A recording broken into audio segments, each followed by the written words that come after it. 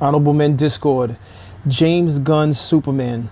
Let's talk about it. How you see yourself is how you perceived. I see a man strong, gifted, head strapping, never down on his knees, begging. Gotta make a way, even in my darkest hour. Say the odds against me was new. I would never cower. All right, so I just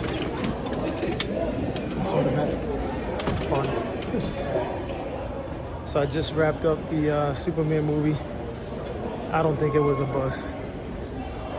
I don't know what everybody's talking about, but I thought it was actually a decent movie. From 1 out of 10, I give it. I could give it an 8 or a 9, because everything about it was just different. He didn't try to make this movie like the other Superman movies, which I appreciate. So I give it a thumbs up. Very entertaining, especially if you see it in IMAX. But that's just my opinion on it. What's yours? As always, welcome back to another episode.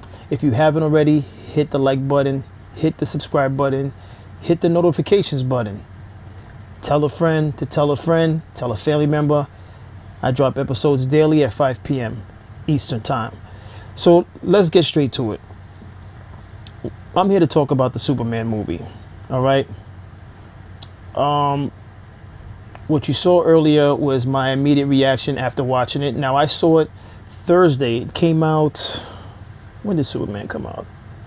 I want to be correct. All right, so Superman came out on the 11th. I saw it the 10th. So the video that I showed prior to this was me seeing it the night of the 10th. Now, that was my immediate reaction to it. Do I stand on it? I stand on it. But here's why I stand on it. I think the movie was good. Surprisingly, there were people that clapped. People clapped at the end.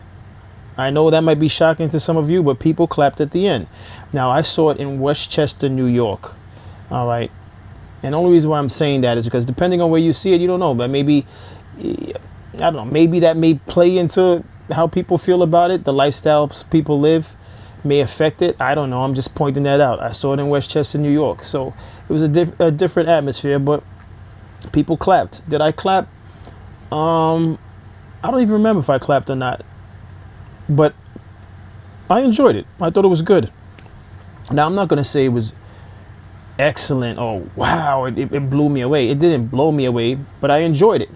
Right? So what I wanted to point out is something that I think some people overlook. Right? And the reason why I decided to do this video, by no means am I getting paid by DC or James Gunn. But it's funny, I find myself in thought defending James Gunn, because I'm like, a lot of people have been attacking him. I've seen there's some channels out there, they've done well over 4 to 5 videos on Superman. You would have thought it's almost to the point where I start to question whether or not they're actually getting paid from maybe Marvel or someone, maybe whoever he replaced over at DC. It's not a stretch, because I don't understand why people are campaigning so hard against a movie about a fictional man that's never existed. And hear me out on this, right? The way people are trashing the Superman movie, right? You would have thought Superman actually lived, and the real Superman is being depicted poorly. All right? So I'm going to be very sarcastic throughout this episode, and hear me out. Here's a spoiler. Superman is not real. The same way Santa Claus is not real, Superman is not real. So for those of you that have channels and are pouring into thrashing the movie, understand we are talking about somebody who was created in a comic book. All right? Let's keep that in mind when we're talking about this film. And by all means, everyone has their right to not like the movie or like the movie. I just felt compelled to even talk about it for the simple fact that people are spending an extreme amount of time thrashing the movie, which is very odd to me when we're talking about someone that's a fictional character. All right. Now, had Superman actually existed and the movie came out and it wasn't up to the real man standard, then I get it. But being that it's a fictional character, the director or all the directors have the right to go in any direction they choose to, especially when you're James Gunn and what I have queued up over here, right? For the sake of this video, I had to pull this up. I wanted to know every Superman movie and TV show, not just the movies, because if we're going to be fair to James Gunn, who again is not paying me for this video, if we're going to be fair to James Gunn, we have to look at the, I feel like I'm in court right now defending for James Gunn against the rest of the world who's thrashing the movie, right? So you mean to tell me the first iteration of Superman was back in 1948, right? And I'm not going to go through each and every one. Actually, I will, but slowly, right? Superman. Then we had Adam Man versus Superman. That was in 1950, right? And when I click on it, for the sake of this video, oh, not this one. Let me go back. Right, let's skip that one, right? So you had Adam Man versus Superman. You have Superman and the Mole Man, right? Let me click on this one. And there's a reason why I'm clicking on it. As you can see, this is in black and white. And need I point out his costume? And I know many of you are going to say, oh, yeah, but that was in the 50s. We have technology. The costume could look a lot better. Time out. All right? It's a fictional character. And if you want to be extremely correct, the character was made with the underpants, or whatever you want to call it, over the tights, for lack of a way of defining his outfit, right? So to knock the James Gunn suit is a little bit ridiculous, all right? Because what are we talking about? This is from, what, 1950? Let me go back now. Right. That one was from 1951 that I clicked on, and you saw how his suit looked. Moving right along, right? Oh, let me just say the directors too, okay? So we have Spencer Gordon Bennett. He shot the first two iterations of Superman, right? Superman, Adam Man vs. Superman. That was by Spencer Gordon Bennett. You can see it as I'm going down, right? The third installment of Superman was Superman and the Mole Man and the Mole Men, which was by Lee Sholem, right? That's the one I just showed. Then we go into the fourth installment, which is the Adventures of Superman. Now, this is a TV series. You see it's marked TV series to my right? This was a TV series. So that was in 1952. It ran from 1952 to 1958, The Adventures of Superman, right? Let's click on that now. And let's see. Wow, look at his outfit, right? Look at his outfit. But you got people thrashing James Gunn's outfit as though they haven't seen nothing like that. But here's the thing. If you're these diehard comic book enthusiasts, or, these scholars when it comes to comic book characters, and I'm not, by no means do I even compare with many of these people that talk about comic books, because I'm just not that invested in comic books. And that's not saying that it's a bad thing, but I'm just being honest. I'm not that invested in comic books. I used to collect when I was younger, and I'm probably going to get to that later on in the in this episode. But let's move right along, right? So the fourth installment, Adventures of Superman, is by Whitney Ellsworth. And there's a reason why I'm saying all of this, right? Then you have 1954, Stamp Day for Superman by Thomas Carr. You have 6, Superman, 1978, by Richard Donner, right? And I came across a video. Oh, no, okay. All right, so that's Richard Donner, right? Superman 2 now, they have Richard Donner and they have Richard Lester, because that movie, I believe, had been, it wasn't completely fulfilled by Richard Donner. If I'm not mistaken, I think they let Richard Donner, they for lack of a, they pretty much let him go, and then Richard Lester finished the film. So the majority of the film was shot by Richard Donner. It's either it was shot by Richard Donner or it was shot by Richard Lester. I actually came across a video on YouTube where they were explaining that. It was actually a great video. But the reason why I'm pointing that out is so that movie, being that two directors had their hands on it, the outlook of the movie kind of changed, because one shot it was trying to be a little bit more serious in his depiction of Superman, and the other one added more like the comedy in it, much like what James Gunn did on this Superman. But let's move right along, right? as we go through the directors. Superman 3, Richard Lester. So yes, that's exactly what happened. So Donner, although Donner was the one that shot the first one in 1978 with Christopher Reeves, he came on. He started to shoot the Superman 2, but he was having issues with the studio, and the studio decided to replace him with Lester. But he had already shot a lot of the scenes. And they were talking about the fact that he had shot scenes with Superman's father using the name, I missed the name. The legendary actor that played in The Godfather. For those of you that know his name, please say his name in the comments. Let me see. Let me look it up. Give me one moment. Actor.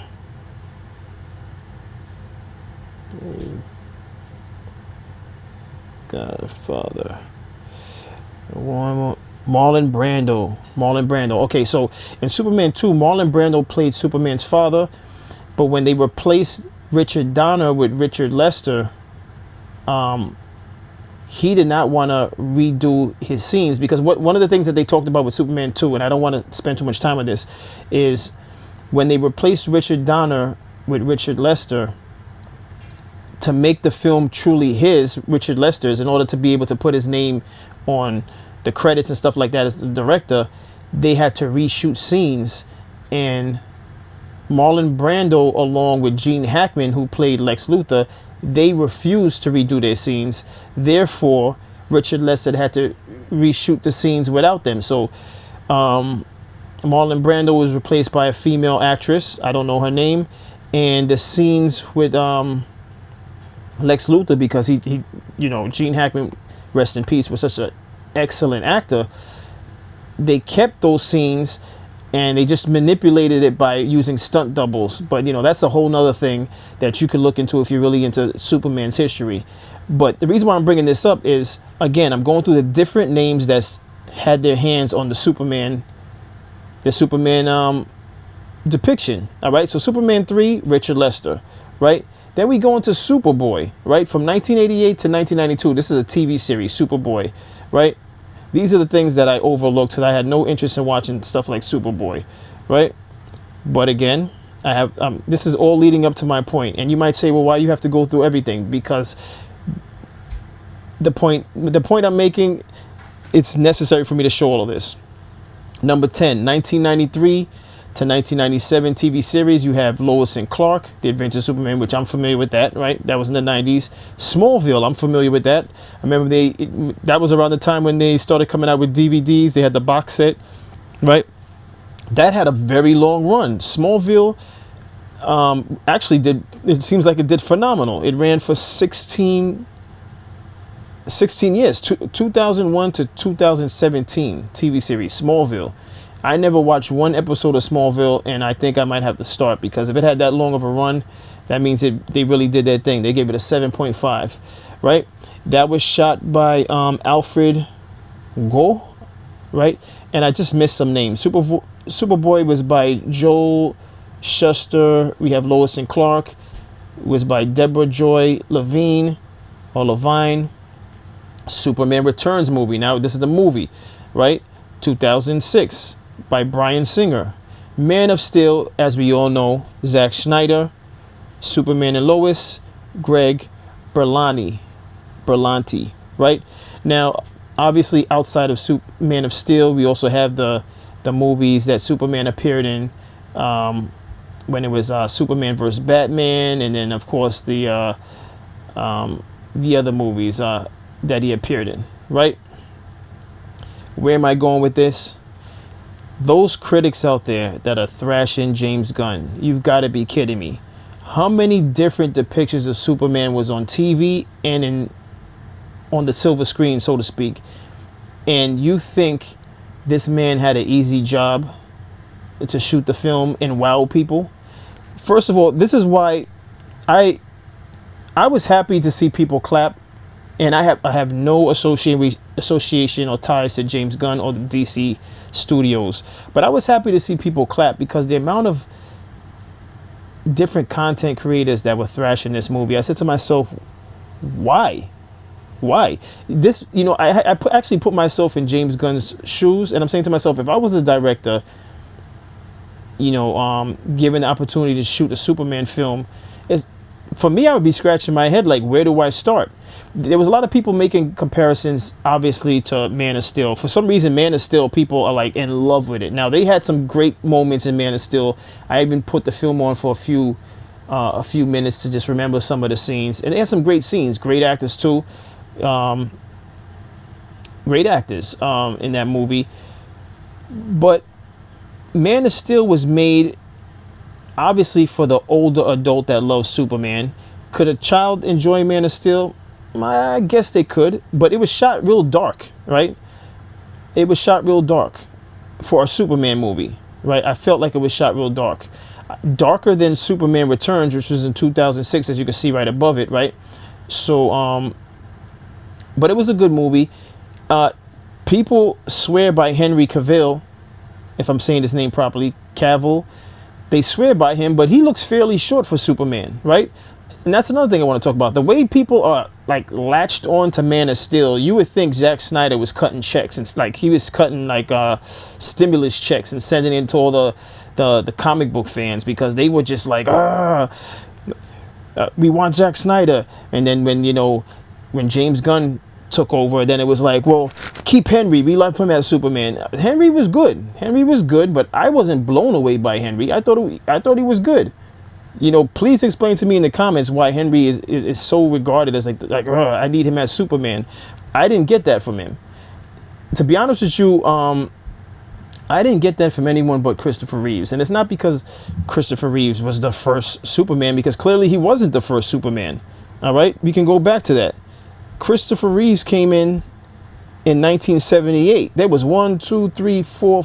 There was 5 different Supermans before Christopher Reeves. But Christopher Reeves, what I liked about Christopher Reeves, and the reason why it always stands out for me, right, is because he just embodied confidence, charm. He can be aggressive. So he had confidence, charm. He could be firm when he speaks. Like he demands that respect. He embodied it all. I mean, the guy was phenomenal. Christopher Reeves was phenomenal. All right, phenomenal. So first of all, if anyone's saying that they think Henry Cavill is on the level of Christopher Reeves, then you completely out of your mind, because I didn't get that from Henry Cavill. Henry Cavill was in great shape, so I know the women were loving him for his scene when he came out the water, the ocean. And you know, did he look good in the suit? He looked decent in the suit, but to me, he was kind of short. He looked short. He didn't have the stature, and that doesn't mean that you can't play Superman if you don't have the stature. But listen, the bar's already been set. Christopher Reeves, I don't even know how tall the man was, but I just saw his son when they had the rollout on Hollywood Boulevard in front of the Nokia Center the week of leading up to the release of the movie, and his son looks like he's like 6'6", 6'7". His son looks extremely tall, but in any event, Henry Cavill to me was good. He was good, but I wasn't blown away by his acting. I was just, if anything, I just loved the entire film. You know, they had star-studded cast. You know, you had Russell Crowe playing his father, his biological father, and then you had I don't want to say his name wrong. Let me see. Man of Steel cast. Oh, Steel cast. Kevin Costner. See, I didn't want to. I was going to say a different name. I didn't want to say Kevin Costner. Many know him from The Bodyguard with Whitney Houston. So Kevin Costner was playing his earthly father in Man of Steel. It was a great cast. As a matter of fact, his mother was great. Diane Lane. Great scene with her in the school when Superman was a boy, locked himself in the closet. Man of Steel, I understand why people love it, but where am I going with this long rant? This movie by James Gunn, and I told one of my colleagues, I was like, go see the Superman movie, right? So I just saw him today, and he gave me that face. He shook his head, no, man, no. I was like, no, what was wrong with it, right? And he just didn't like it, right? And then I told him, I said, let me ask you something. The whole Superman thing, and I explained to him what I said in this video. Obviously not with the whole list. I didn't have a laptop to show him, oh, look at all these Supermans before this one. What I did say to him is, listen, Superman, for most people, or at least my generation, we learned about Superman through the comic books at an early age, like 10 years old, 11, 12, around that time, right? And to see him on film, that in itself was amazing, a wow moment, right? So I said, you're saying you don't like this movie. Are you saying you don't like this movie because you're comparing it to Man of Steel, or because you just didn't like certain things in the movie? I said, because let me ask you something. This is what I'm saying this is what I said to my colleague. I said, if your younger self saw this film, you know, the one that picked up the comic book at like 10, 11, 12, would your younger self not like the film? He sat and thought about it, and he said, yeah, my younger self still wouldn't like the film. I call BS.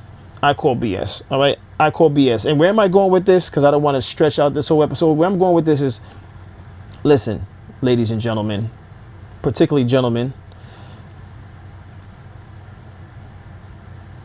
Superman's a fictional character. If your younger self, whatever age you were when you got into Superman, now some of you may have gotten to Superman at an older age, so maybe it won't change your opinion on it. But the child, for some of you fathers out there, if you bring your kids to see Superman, are your kids responding the way these grown adults, men and women, are responding to the Superman movie by James Gunn? Are your kids responding that way, or are your kids like, wow, Superman? Because I'll be honest with you, for you fathers out there, please let me know in the comments. If you took your child to see Man of Steel, and then you also took well, how many years apart is this now? 2013. All right, so we got a couple years. We got a whole decade on top of that, right? So your child wouldn't be a child at that point. But do you think your child liked Man of Steel more than this Superman movie? This Superman movie to me was a mixture of comic book and just, it was about having a good time with your family. I didn't go into this Superman with any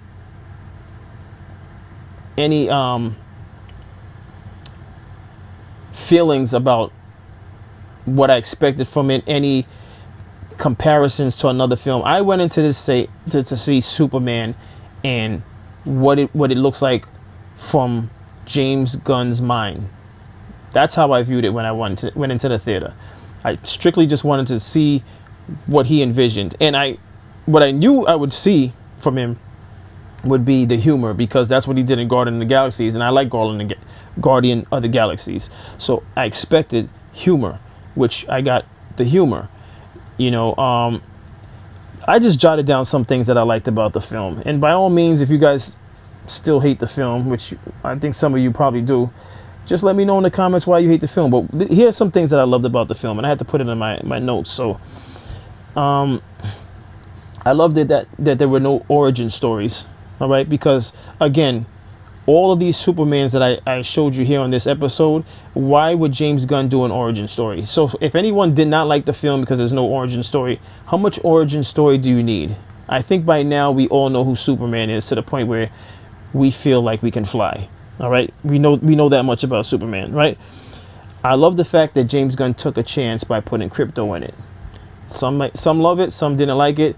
At first, when I saw the initial rollout, I said, oh, what is this about, putting the dog in it? But then I grew to love it, because I like the fact that he understood the fact that there was 14 iterations of Superman. And I'm pretty sure this list from this website probably missed a series or something, right? I don't even know if this is fully up to date with just 14.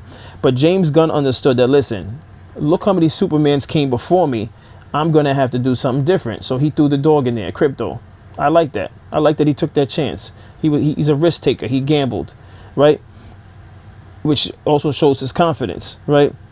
I enjoyed the humor. I enjoyed the action, although I understand why some people didn't like the action, because they felt like Superman was the weakest Superman. He was getting his ass kicked. But again, it explained the story. Lex Luthor had already been studying Superman and figuring out ways to defeat him. So yes, if it seemed like Superman was getting his ass kicked, it was because he was getting his ass kicked, but that's because Lex Luthor knew how to fight against him, right? Which is a different take. And let me say something on that too. You have people talking about, oh, this is the weakest Superman. Listen, realistically speaking, the Superman I remember from when I was young reading the comic books, there would be no movie because there's no one who could touch the man. The guy could see through walls. He has the beams out of his eyes. He's super fast, faster than a speeding bullet, right? That's what they used to say back in the days. It's a bird, it's a plane, it's Superman, something like that, right? The guy is invincible, right? So realistically, there is no comic book character in the DC universe or in the Marvel universe that I think could hang with Superman.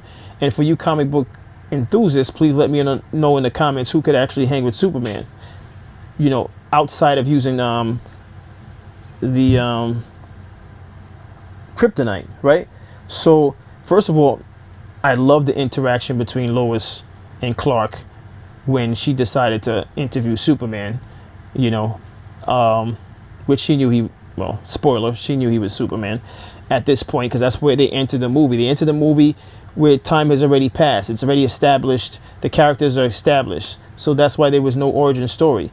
And for those of you that saw the trailers leading up to this movie, you had to know there had to be no origin story because there was just so many characters within the movie. There was no time for an origin story. That would have made it a 5-hour movie, right? So I really loved that scene when she was interviewing him. But the bizarre moments, I'll be honest, there were some bizarre moments.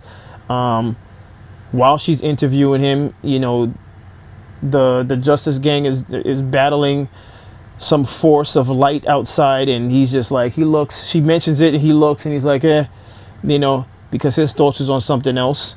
That was a little bizarre, but that's the humor in it. You know, it's a different spin on it, okay?